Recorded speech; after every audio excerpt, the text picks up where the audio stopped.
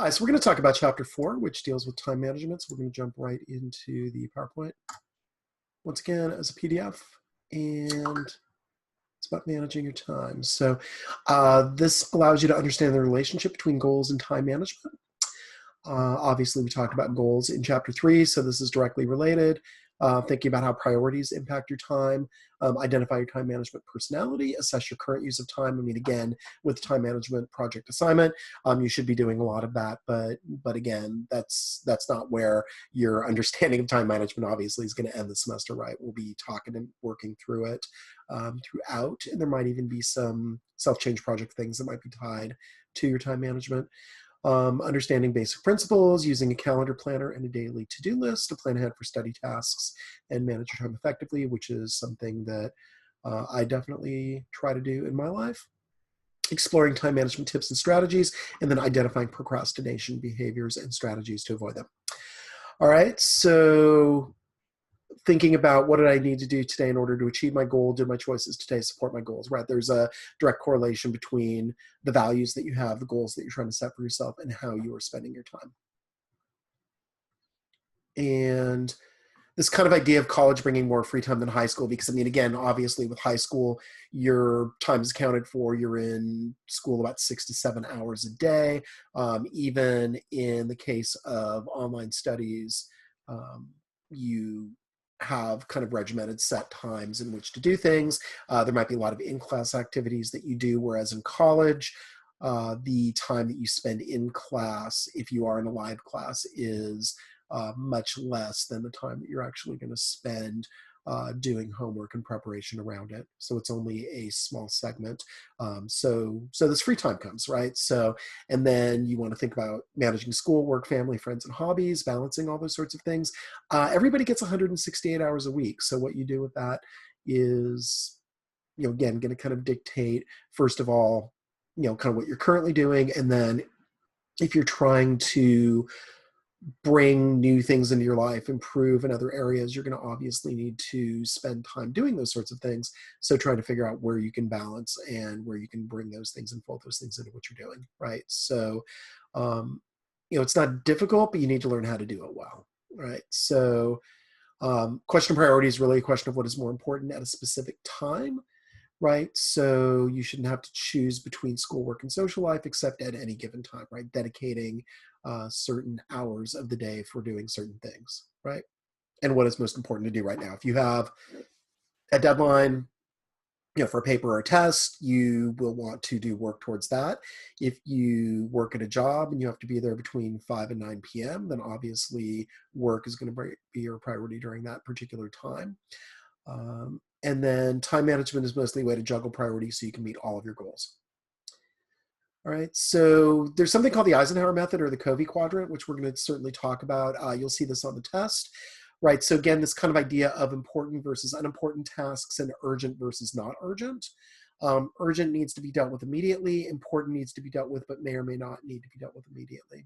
So important and urgent, again, if there's a last minute deadline or something like you have a flat tire or there's a fire or broken water heater or something like that, yeah, it's important because it's something that impacts your day-to-day existence, and it's urgent because it's something that needs to happen, right? So versus important, not urgent, again, like homework, studying for an upcoming exam. I mean, obviously the day before there will be a need to do that, but as we're going to talk about with studying for tests, it's better to actually be working a little a day through that. So it is important, but it's not something where you should be having to pile in 4 or 5 hours of studying in one day. That's not a preferred way to do that.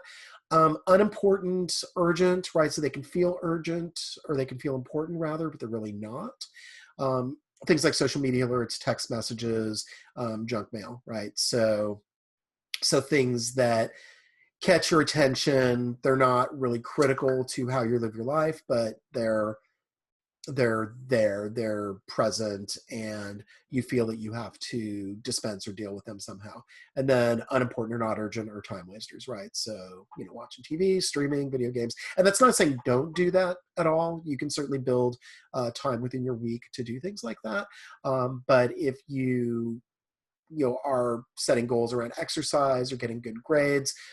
Obviously, those kind of tasks are going to be important in terms of thinking about your goals, versus making sure that you're caught up on a season of whatever you're watching on Netflix, right? So obviously, urgent important needs to be attended to first, should top your list of priorities. And then obviously you want to try to deal with the important stuff. And again, the not urgent doesn't mean that it doesn't need to get done. It just means that it doesn't need to get done right this second, right? So, and then obviously this kind of idea of the more you focus on quadrant 2, the more you accomplish with less stress. And quadrant 3 can be a place that is kind of needlessly stressful, right? So a lot of people will talk about turning off alerts on your phone to keep you from having those kind of quadrant 3 experiences, right? So time management style, again, and talks about this in the book a little bit, the early bird, the balancing act, the pressure cooker, the improviser, right? So again, that kind of that goes hand in hand with Eisenhower, Covey Quadrant, right? So again, kind of these ideas of when do you start attending to tasks and when do you end up getting them done? How do you manage those sorts of things? I mean, in some cases, people think they thrive off the pressure of deadlines and kind of get addicted to that. I don't think that that's necessarily the best way to manage time, but for some people that can be effective, that you have to feel that kind of imposing, creeping deadline to actually function well. Right. So, and again, part of the reason that we did this time management project is just to kind of know in a full week, where does your time go?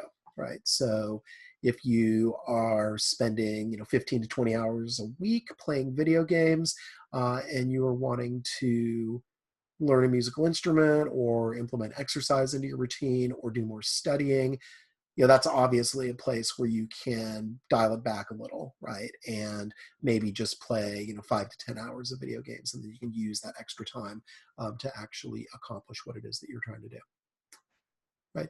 And then before you record, taking your best guess at how you're currently spending your time, that helps in terms of the perception, right? So what are you thinking that you're spending your time on versus what are you actually spending your time on? There can be some revelations there. And of course, that assignment is all about figuring those sorts of things, right? So thinking about creating a schedule for going forward, right? Again, I mean, obviously during the semester with school, you're going to have a little bit more obviously tilted towards schoolwork versus holiday times, right? So if you are, trying to reorganize your house, you might want to wait until the semester's over to do that, right? So there are projects along the way where you want to think about kind of how you are managing your time, but this is also within the confines of whatever is going to be a typical week for you, right? So kind of alluding to what we were talking about earlier here in terms of studying time, I think we hit this kind of right off the bat to this idea of 2 to 3 hours per week for every hour that you spend in the classroom. And again, even with a class like this that is asynchronous, you're figuring on, it should be the equivalent of 3 hours, right? So that means about 6 to 9 hours a week in a class for any kind of work that you're doing outside of it. And so obviously, if you have 12 hours, that 36 to 42 hours, that's the idea of a full-time student, right? That you should be putting in around 40 hours a week, somewhere in that zone, right? So again, just kind of thinking about how much time do you really have to study? Obviously you need sleep, there's work, there's family, things like that. So this will help you figure out, okay, what time do I need to devote to studying? Do I have that? And then also, what else can I do, right? Because you don't want to obviously be heads down working 14, 16 hours a day and then going to sleep, right? You want to have time in there built in to relax and unwind a little bit, but that shouldn't be everything that you do either, right? So planning and calendar systems are very, very helpful. Right. So, and again, if it helps you to physically write things down, that's great. If you can key entirely off your phone or your computer, that can be helpful as well. Right. So I tend to do both. I'm obviously on a computer a lot, so it helps me to kind of see things, but then I also do a lot of just handwriting, figure out, okay, I've got this meeting today, I've got to meet with this class today, things of that nature. So whatever works to help you to organize your time and manage your time accordingly is great. All right. So in terms of your planner, any priorities that you have, discretionary time, reminders as well, right, will be very helpful. So you can prepare in advance if there are birthdays that you need to prepare for as well, right? So, and again, just kind of thinking about, your schedule and how it reflects with your goals. Short, medium, and long-term goals help, right? So what needs to get done today versus this week versus on a month-to-month basis. But also at the same time, don't try to micromanage your schedule, right? So, it's good to kind of have a few priorities in mind, like these things need to get done today. And if you are the type of person who has more energy in the morning and you want to try to knock those off as early as possible in the day, that can be really, really helpful to you. But again, unless there are specific things that you need to do at specific times, you don't need to necessarily block everything out. And then looking at major deadlines and planning backwards too can be helpful. In this class, for example, part of the reason that we think about kind of the whole semester and lay out the whole semester schedule is so you can think about, okay, I've got a test this week, so I probably need to do a little bit more studying. I have the self-change project at the end of the semester, so I know that I'm probably going to, again, if I'm chronicling, 4 to 5 weeks of activity, that means starting week 3 of an 8-week semester, or week 8 or 9 maybe of a 16-week semester.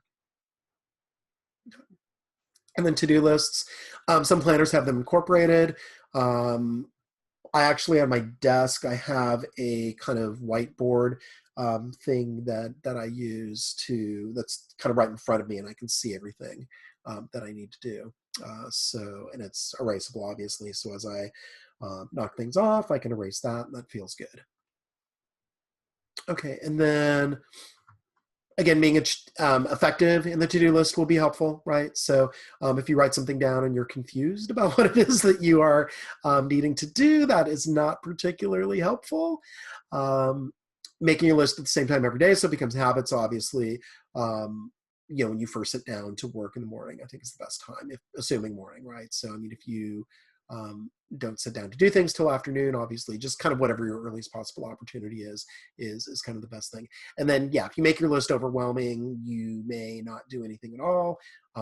But again, you can kind of gauge what that is. I mean, if that's 3 items, 4 items, 6 items, and then utilize your list too. I mean, it's obviously helpful to write things down, but if you don't actually use the list and follow it, you might have those things in your head, but you might not necessarily know to do things if they're not in front of you.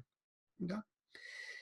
And then, yeah, don't use this in lieu of studying, right? I mean, if they're studying, make sure that you add that to your to-do list, right? So don't just put down household chores that you need to do if you have a test coming up. Definitely prioritize that based on all your goals. Okay, and then just a whole assortment of time management strategies here. Saying no is a really important one, right? So sometimes we'll commit to a lot of different things. I have certainly done this. And then at some point you just have to say, no, it's not possible for me to do everything within the time that I have allotted.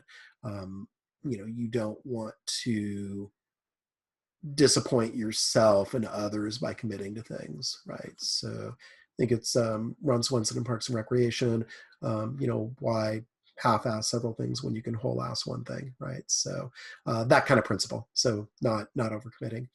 Procrastination is sort of a powerful thing, right? So again, putting off something that you should be doing at that time, right? So sometimes people are relaxed and don't worry and put off responsibilities. Other times it could be, again, you're worried about failure, you're worried about not being able to do what you can do, so you are kind of putting things off so as to not fail in the engagement that you were doing, right? So so kind of three reasons in there. And then these are just some guides to overcoming procrastination, right? So and thing I like to say a lot to my students when they're facing just everything that's happening, is the only way out is through, right? So if you need to do something, it's not going to go away on its own. In the case of school, if you don't complete an assignment because you're worried that you won't be able to do it on time, you'll get a 0, and that will not be good. So it's better to do things. It's better to turn things in late than not at all, but it's obviously better to turn things in on time. So being cognizant of the deadlines, thinking about, okay, what is it going to take for me to get there? And then just, obviously also, if it's something that's fairly new to you, you might have a bit of a learning curve on it. So you might need to build in some extra time just based on kind of learning and knowing you're learning to know how you're going to actually be able to overcome what it is that you need to overcome. All right, and key takeaways here. Big lists. Again, that kind of idea of planning backwards for big projects, that can be really helpful. Again, a big project might kind of fall into, either a longer kind of short-term goal or a kind of medium-term goal, but there, are probably some small goals on the way to even a completing a short-term goal, something that needs to be done in, say, the next week or two, right? So thinking about those things and putting those in lists, that is all helpful as you go forward and try to best utilize the 168 hours that you have in your week. Okay, so that is everything for chapter 4, and we'll talk more about chapter 5 in the next presentation.